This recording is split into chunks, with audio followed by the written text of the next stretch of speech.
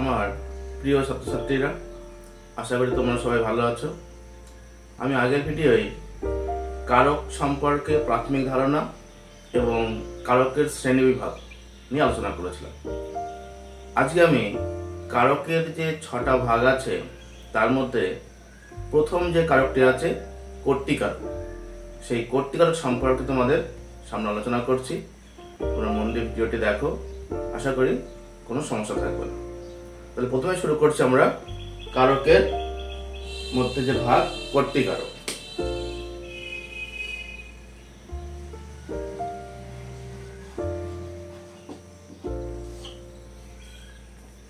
কর্তৃকারক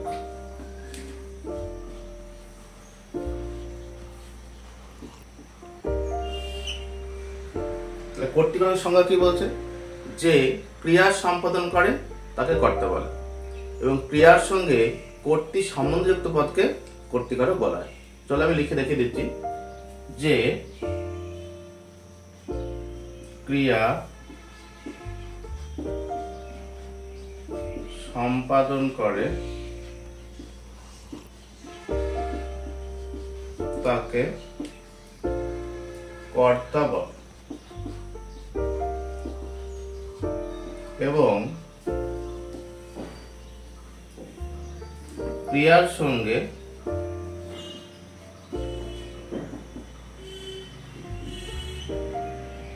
কর্তৃ সম্বন্ধযুক্ত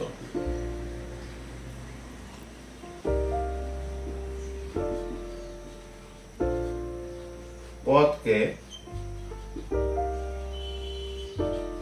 কর্তৃকারক বলে।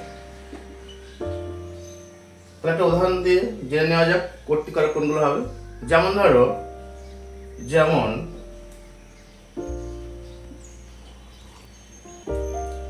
রাম বই পড়ে, তাহলে কারক নির্ণয়ের ক্ষেত্রে আমরা প্রথমে প্রশ্ন করব ক্রিয়াপদকে। দেখো এই বাক্যে পরে হচ্ছে ক্রিয়াপদ, পরে ক্রিয়াপদ।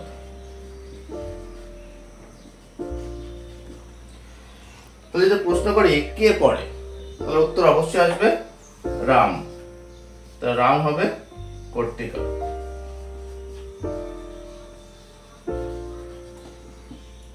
এই বাক্যের রাম হচ্ছে কর্তৃকারক।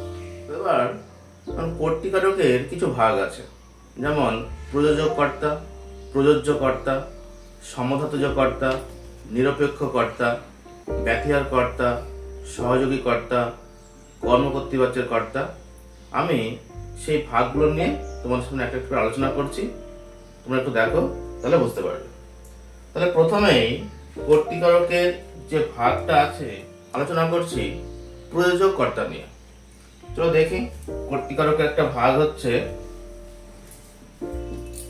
প্রযোজক কর্তা।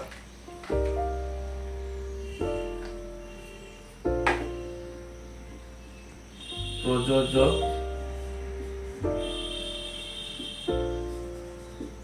কর্তা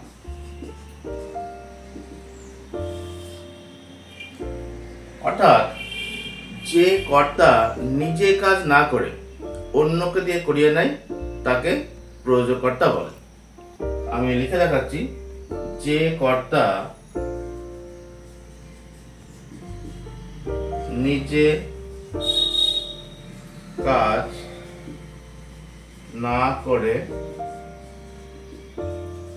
অন্যকে দিয়ে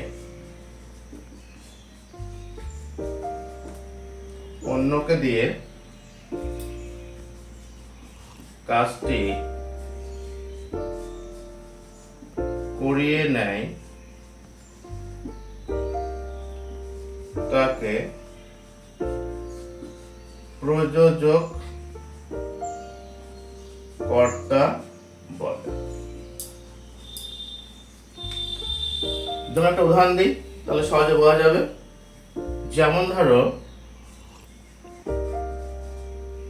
শিক্ষক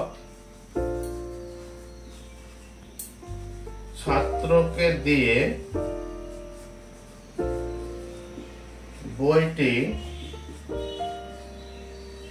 আনালেন।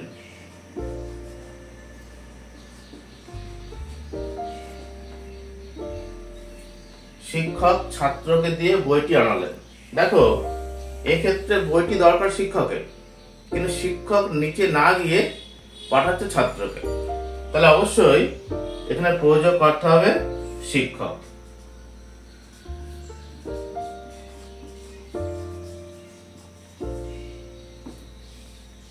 শিক্ষকের বইটা দরকার, কিন্তু তিনি নিজে যাচ্ছেন না বইটি আনতে, অর্থাৎ এক্ষেত্রে প্রয়োজক করতে হবে শিক্ষক। এবার চলে আসি প্রযোজ্য কর্তা কাকে বলে। অর্থাৎ প্রযোজক কর্তা যাকে দিয়ে কাজটি করিয়ে নেবে তাকে প্রযোজ্য কর্তা বলে। চলো লিখে দেখাচ্ছি। প্রযোজ্য কর্তা,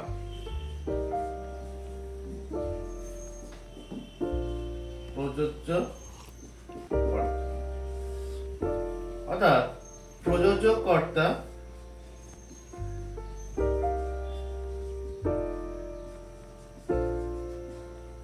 যাকে দিয়ে কাজটি করিয়ে নেয়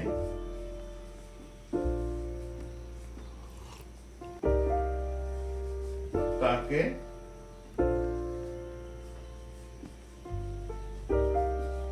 প্রযোজ্য কর্তা বলে। যেমন আমি প্রযোজকের যে কর্তা যে উদাহরণটা দিয়েছিলাম সেই উদাহরণটা আমি রাখছি, তাহলে বুঝতে সুবিধা হবে। যেমন ধরো, শিক্ষক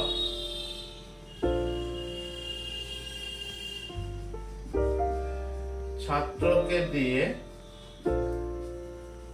বইটি আনালেন। তাহলে প্রযোজক কর্তা যাকে দিয়ে কাজটি করিয়ে নেয়, তাহলে শিক্ষক যদি প্রযোজক কর্তা হয় তাহলে কাজটি করাচ্ছে কাকে দিয়ে?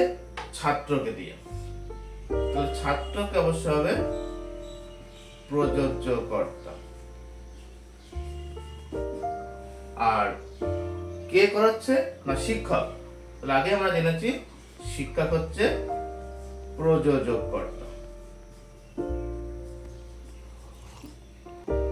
আশা করি প্রযোজক আর প্রযোজ্য কর্তা তোমরা সহজে বুঝতে পারলে।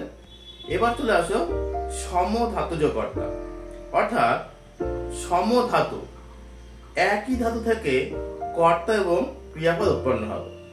চলো দেখি সমধাতুজ কর্তা।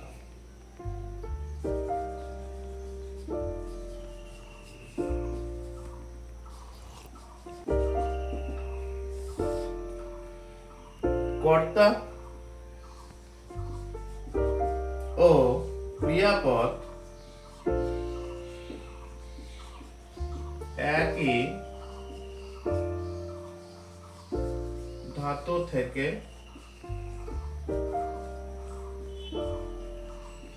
উৎপন্ন হলে তাকে সমধাতুজ কর্তা বলে। কর্তা ও ক্রিয়াপদ একই ধাতু থেকে উৎপন্ন হতে হবে। উদাহরণ দিই, যেমন ধরো, খেলোয়াড়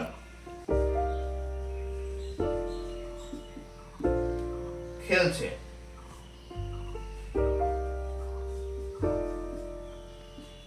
খেলোয়াড় খেলছে অর্থাৎ খেলোয়াড় হচ্ছে কর্তা আর খেলছে হচ্ছে ক্রিয়াপদ। এই দুটো পদ একই ধাতু থেকে উৎপন্ন হচ্ছে। খেলোয়াড় হচ্ছে কর্তা, খেলছে হচ্ছে ক্রিয়াপদ। এই উভয়ের ধাতু অবশ্যই হচ্ছে খেল ধাতু। খেল খেল হচ্ছে ধাতু, অর্থাৎ খেল ধাতু থেকে খেলছে ক্রিয়াপদ উৎপন্ন হচ্ছে এবং খেলোয়াড় কর্তা উৎপন্ন হচ্ছে। তাই স্বাভাবিক কারণে কর্তা ও ক্রিয়াপদ একই ধাতু থেকে উৎপন্ন হলে তাকে বলছে সমধাতুজ কর্তা, একই ধাতু থেকে জন্ম বা জাত। এবার চলে আসি আমরা নিরপেক্ষ কর্তা।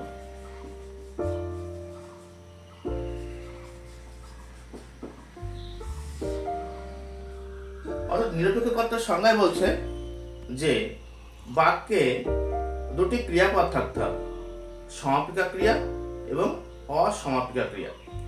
দুটো ক্রিয়াপদের কর্তা হবে ভিন্ন ভিন্ন, তার মধ্যে অসমাপিকা ক্রিয়ার কর্তাকে বলা হয় নিরপেক্ষ কর্তা। চলো দেখি। অর্থাৎ একটি বাক্যে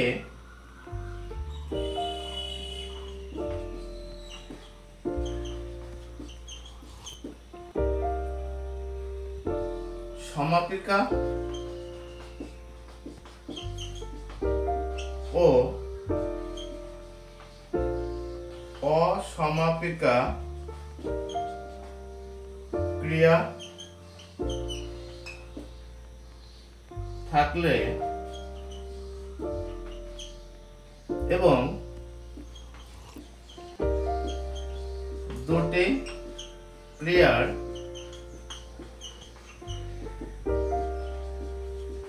কর্তা হবে আলাদা, তার মধ্যে অসমাপিকা ক্রিয়ার কর্তাকে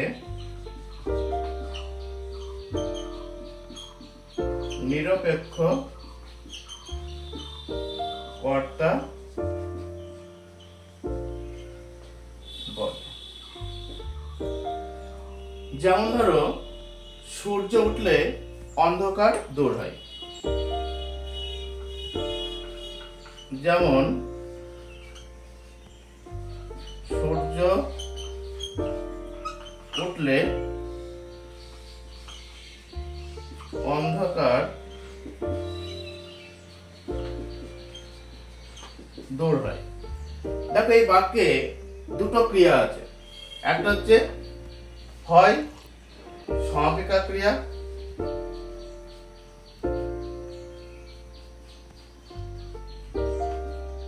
আর উঠলে এটা হচ্ছে অসমাপিকা ক্রিয়া। অসমাপিকা ক্রিয়া তো বলছে এর মধ্যে দুটো ক্রিয়ার কর্তা হবে আলাদা। তাহলে সমাপিকা ক্রিয়ার কর্তা কোনটা? অন্ধকার। আর অসমাপিকা ক্রিয়ার কর্তা কোনটা? সূর্য। এই অসমাপিকা ক্রিয়ার কর্তাকে বলা হচ্ছে নিরপেক্ষ কর্তা। অর্থাৎ সূর্য হচ্ছে নিরপেক্ষ কর্তা। তাহলে আশা করি সহজে বুঝতে পারলে যে একটি বাক্যে সমাপিকা ক্রিয়া থাকবে এবং অসমাপিকা ক্রিয়া থাকবে। দুটো ক্রিয়ার কর্তা হবে ভিন্ন বা আলাদা, তার মধ্যে অসমাপিকা ক্রিয়ার কর্তাকে বলা হবে নিরপেক্ষ কর্তা। এইভাবে গল্পের মতো করে বিষয়গুলো মনে রাখলে কোনো ভুল হবে না, নিজেও বুঝতে পারবে এবং অপর একজনকে সহজে বুঝিয়ে দিতে পারবে। এবার দেখো আছে ব্যতিহার কর্তা। ব্যতিহার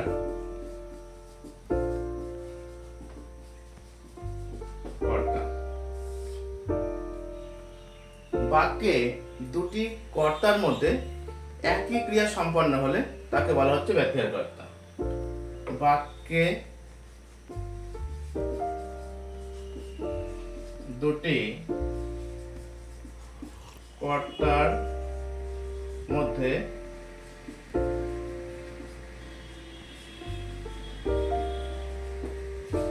একই ক্রিয়া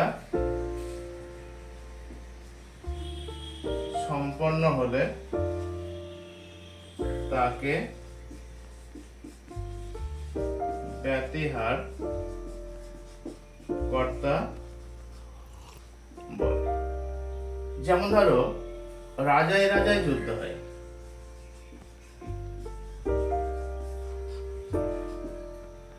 রাজায় রাজায়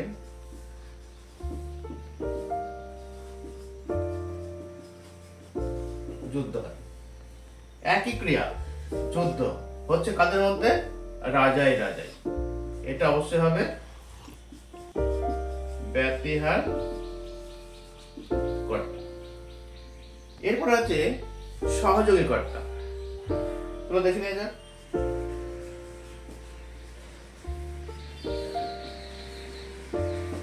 বাক্যস্থিত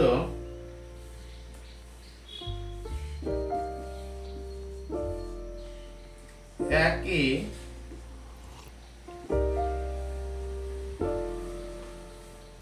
ক্রিয়াপদের অধীনে দুটি কর্তার মধ্যে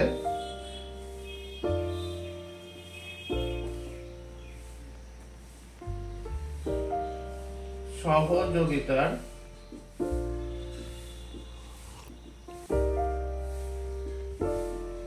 সম্পর্ক বোঝালে তাকে সহযোগী কর্তা বলে। বাক্যস্থিত একই ক্রিয়াপদের মধ্যে দুটি কর্তার মধ্যে সহযোগিতার সম্পর্ক বোঝালে তাকে সহযোগী কর্তা বলে। যেমন ধরো, বাঘে গরুতে এক ঘাটে জল খায়। তাহলে এখানে দুটো কর্তা আছে, বাঘে আর গরুতে, অর্থাৎ এই দুটো কর্তার মধ্যে অবশ্যই সহযোগিতার সম্পর্ক বোঝাচ্ছে, তাই এটা অবশ্যই হবে সহযোগী কর্তা। এরপরে একটা আছে খুবই গুরুত্বপূর্ণ কর্ম কর্তৃবাচ্যের কর্তা। কর্ম কর্তৃবাচ্যের কর্তা।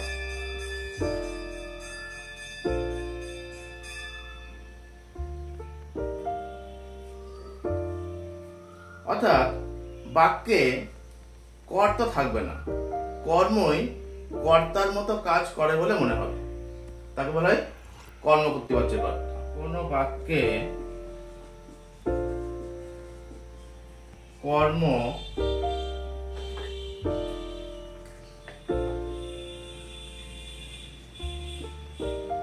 কর্তার মতো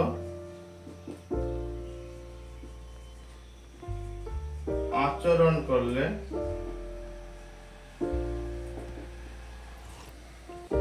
কোন বাক্যে কর্মকর্তার মতো আচরণ করলে তাকে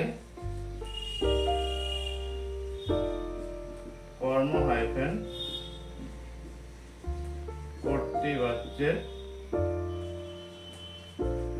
কর্তা বলে। যেমন ধরো, নৌকা চলে, চলে ক্রিয়াপদ, তাহলে এখানে কর্ম হচ্ছে নৌকা, কিন্তু মনে হচ্ছে নৌকা যেন একাই চলছে, তাই কে বলছে নৌকা হবে কর্ম কর্তৃবাচ্যের কর্তা। এছাড়া ঘন্টা বাজে, শাক বাজে, বাঁশি বাজে, এগুলো সবই হবে কর্ম কর্তৃবাচ্যের কর্তার উদাহরণ। তাহলে আশা করি তোমরা সহজে বুঝতে পারলে যে কর্তৃকারকের যে গুরুত্বপূর্ণ শ্রেণীবিভাগ সেগুলো আমি আলোচনা করলাম। যদি কোনো প্রশ্ন থাকে, বুঝতে অসুবিধা থাকে, তোমরা আমাকে অবশ্যই কমেন্টে জানিও। মন দিয়ে পড়াশোনা করো আর এগুলো চেষ্টা করো। আশা করি খুব একটা কঠিন কিছু নয়, খুবই সহজ বিষয়। একটু চেষ্টা, ভুল হতে পারে, তুমি তার থেকে শিখে যাবে। কারণ একটা কথাই আছে যে সফলতা আসে অভিজ্ঞতা থেকে, অভিজ্ঞতা আসে ব্যর্থতা থেকে। তার স্বাভাবিক কারণেই ব্যর্থতা কিন্তু খারাপ কিছু নয়, আমরা ব্যর্থতা থেকেই শিখে নেব। আজ এ পর্যন্তই, দেখা হচ্ছে পরবর্তী ভিডিওয়। তো ভালো থেকো। এবং অবশ্যই মন দিয়ে পড়াশোনা করবে।